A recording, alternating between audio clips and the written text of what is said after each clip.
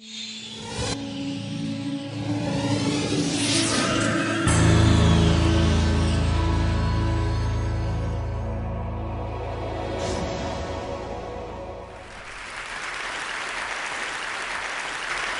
I wanted to start with the question, when was the last time you were called childish? For kids like me, being called childish can be a frequent occurrence. Every time we make irrational demands, exhibit irresponsible behavior, or display any other signs of being normal American citizens, we are called childish. Which really bothers me. After all, take a look at these events. Imperialism and colonization, world wars, George W. Bush. Ask yourself, who's responsible? Adults. Now, what have kids done? Well, Anne Frank touched millions with her powerful account of the Holocaust. Ruby Bridges helped to end segregation in the United States. And most recently, Charlie Simpson helped to raise 120,000 pounds for Haiti on his little bike. So as you can see evidenced by such examples, age has absolutely nothing to do with it. The traits the word childish addresses are seen so often in adults that we should abolish this age discriminatory word when it comes to criticizing behavior associated with irresponsibility and irrational thinking.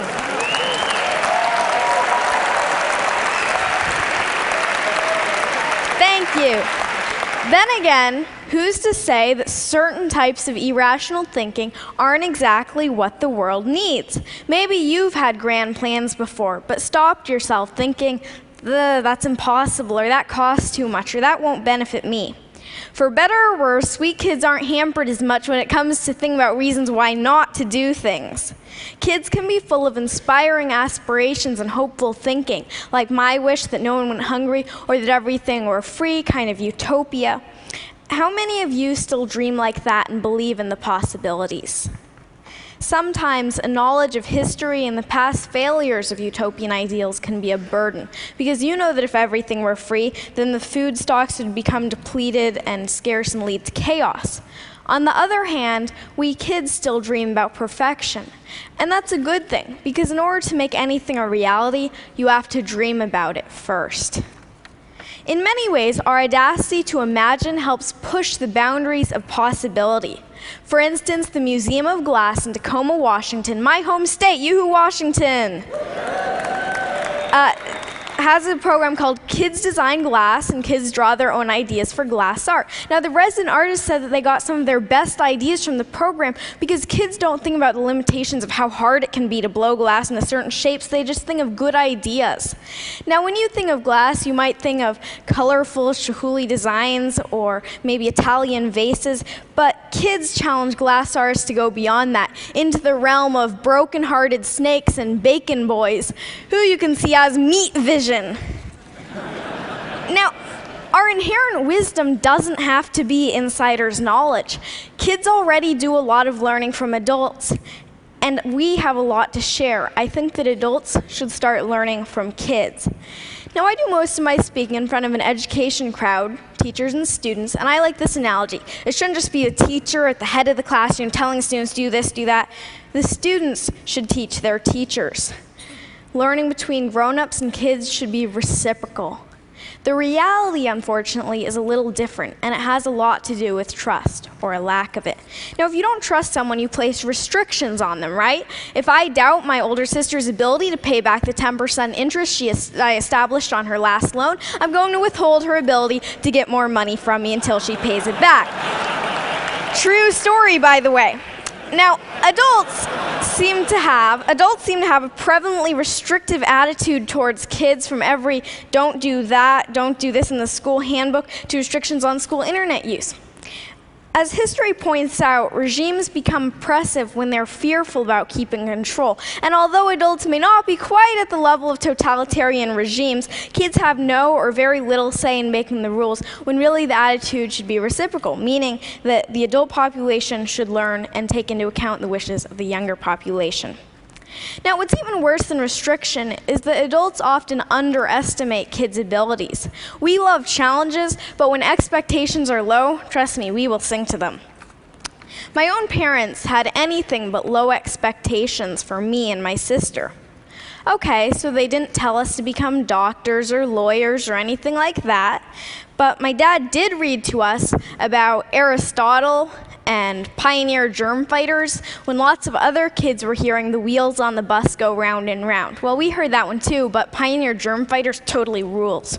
I loved to write from the age of 4, and when I was 6, my mom bought me my own laptop equipped with Microsoft Word. Thank you, Bill Gates, and thank you, Mom. I wrote over 300 short stories on that little laptop, and I wanted to get published. Instead of just scoffing at this heresy that a kid wanted to get published or saying, wait until you're older, my parents were really supportive.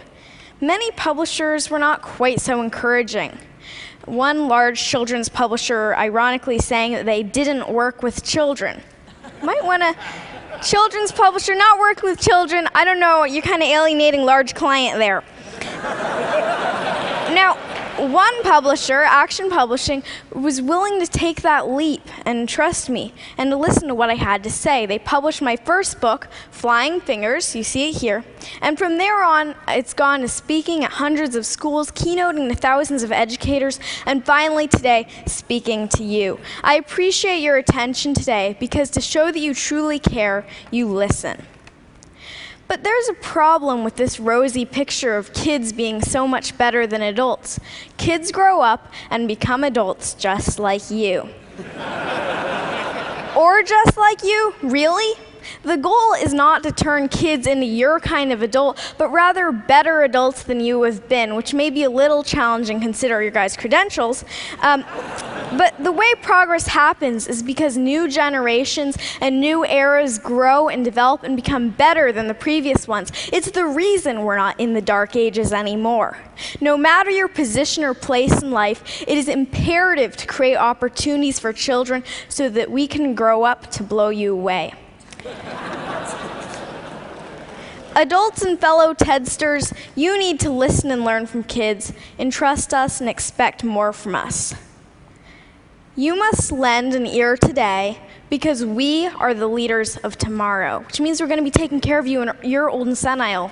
No, just kidding. Actually, no, really, we are going to be the next generation, the one who will bring this world forward. And in case you don't think that this really has meaning for you, remember that cloning is possible, and that involves going through childhood again, in which case you will want to be heard just like my generation.